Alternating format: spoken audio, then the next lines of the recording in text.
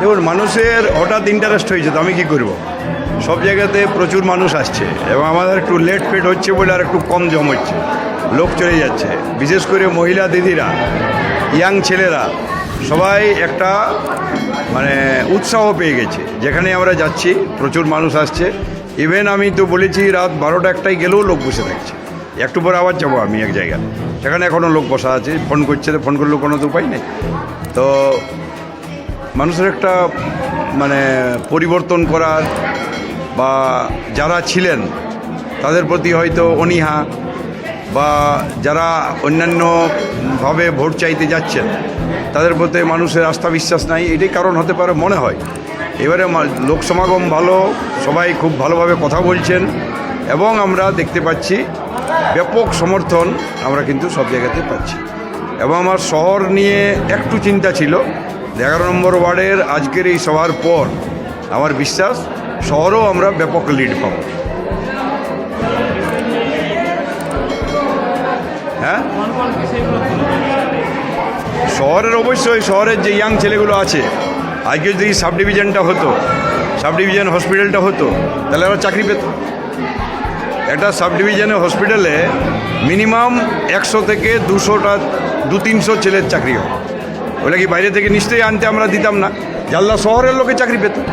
এই ইয়াং ছেলে এরা ঘুরছে, সব ব্যাঙ্গালোর যাচ্ছে, কে রাস্তাঘাটে ঝাড়ু দিচ্ছে, এইসব কাজ করছে, এগুলো পেত। কোর্ট যদি হতো, কোর্টের বাইরে বিভিন্ন ব্যবসা বাণিজ্য করে অনেক বেকার ছেলে তাদের রুটি রোজগার করত। তাহলে এই দুটো জিনিস হওয়ার পিছনে অনেক বেকারের সমস্যার সমাধান হতো এবং সেই বেকার সমস্যাটার সমাধান অবশ্যই শহরের ছেলের হবে, এটা গ্রামের ছেলে আসার সম্ভাবনা কম। তাহলে এই জায়গাতে আমার মনে হয় এটাও মানুষের একটা কারণ হতে পারে যে আজ আমরা সঠিকভাবে যদি এই বিষয়গুলো গবেষণা করা হয় তাহলে দেখা যাবে যে মানুষ একদম বিভ্রান্ত। এই মুহূর্তে আমরা সঠিকভাবে সবার কাছে যাচ্ছি, বোঝাবার চেষ্টা করছি যে জব নেই, কোথাও বাইরে যেতে হচ্ছে। তাহলে এই জায়গাতে আমাদের বিকল্প যে জায়গাটা, সেইটা যদি যারা সরকারি ক্ষমতায় আছে তারা সঠিকভাবে এইটা পদক্ষেপ না নেয়, তাহলে তো বেকার ছেলে মেয়েরা যাবে কোথায়? আজ যদি কোর্ট হতো, কোর্টের বাইরে এই যে মেয়েগুলো আছে সব কম্পিউটার নিয়ে বসে যেত। হসপিটালে অনেক লোকের কাজ হয়, সবাই দেবেন মাত্র কত লোক কাজ করছে। এই সুবিধাটা থেকে ঝালদার মানে যুবকরা বঞ্চিত হলো এই 5 বছর। আমরা এটা করার চেষ্টা তো করবই, সবাইকে বলেছি।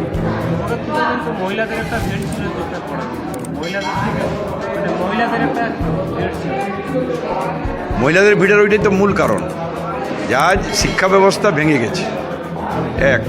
সেটা তাদের বাচ্চারা স্কুলে যাচ্ছে, স্কুল থেকে ফিরে আসার পর এই গল্পটা তারা করছে তো বাড়িতে, ওরাই তো বেশি মানে সংকটে পড়েছে। মা দিদিরা, বাচ্চারা বাইরে কাজ পাচ্ছে না, যাচ্ছে ইয়াং ছেলেগুলো, ওদের তো বেশি চিন্তা, মাদের তো চিন্তাটা বেশি থাকে বাবার থেকে, স্বাভাবিকভাবেই তারা আসছে। আর লক্ষ্মী ভাণ্ডার ব্যাপারটা আগে আমি বলেছি, লক্ষ্মী ভাণ্ডার এখন ইনফ্যাকচুয়াস, কোনো ভ্যালু নেই। কারণ সবাই বুঝে গেছে সামনের যে রাজ্যটা এইখানেই 2500 টাকা দিচ্ছে আর এখানে মাত্র 1500। তাহলে এখানে সবাই বুঝে গেছে যে আমরা বঞ্চিত হচ্ছি। মহিলা মুখ্যমন্ত্রী থেকেও মহিলারা বঞ্চিত, এটা পশ্চিমবঙ্গে হচ্ছে, এটা সবাই বুঝে গেছে সবাই। সুতরাং ওইটা ওদের কোনো অস্ত্র কাজে দেবে না।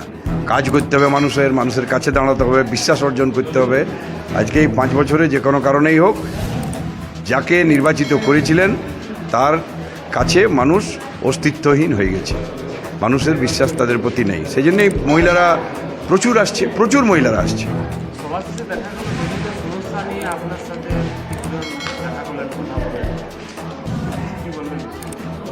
দেখুন, সবার শেষে এই যে সমস্যা আমার কাছে যাওয়াটাই স্বাভাবিক। তো মানে কিছু লোকের ধারণাই আছে যে কিছু হোক আর না হোক একবার যাওয়া যাবে এখানে, নিশ্চয়ই কিছু হোক। সে যে পার্টি থাক, যে এরিয়ার থাক, যে বাগুন্ডি বিধানসভার বা ঝালদা শহরেরই চাই এমন কোনো মানে নাই, বাইরের লোকও প্রচুর আসে। এটা ওদের নিশ্চয়ই একটা বিশ্বাস আছে যে আমার কাছে গেলে হয়তো কিছু ভালো পরামর্শ পাওয়া যেতে পারে, সেই জন্যই মানুষ আসে। মানুষকে আমি তো ডাকিনি কাউকে যে তোমরা আসো, ওদের আস্থা বিশ্বাসের জন্যই আসে।